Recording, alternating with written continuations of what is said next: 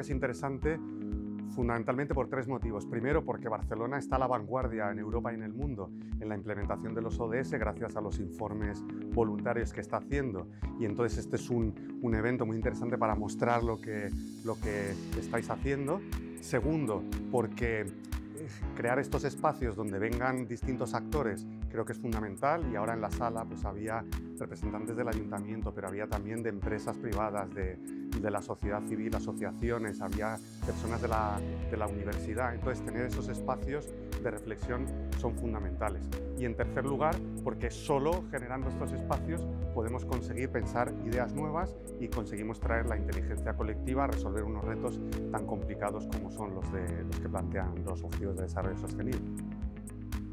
Bueno, el principal mensaje que yo quería transmitir es, primero, que nos enfrentamos a unos retos globales que son muy complejos y muy difíciles de resolver, pero aún así sabemos lo que hay que hacer. Somos conscientes de que estamos ante una situación de urgencia que hay que responder. Sabemos lo que tenemos que responder porque tenemos una hoja de ruta, que son los Objetivos de Desarrollo Sostenible.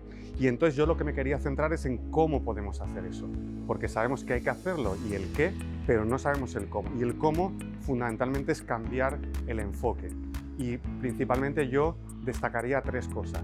Primero, cambiar la mentalidad de la gente, y eso quiere decir fundamentalmente fomentar la colaboración, romper los silos y trabajar juntos.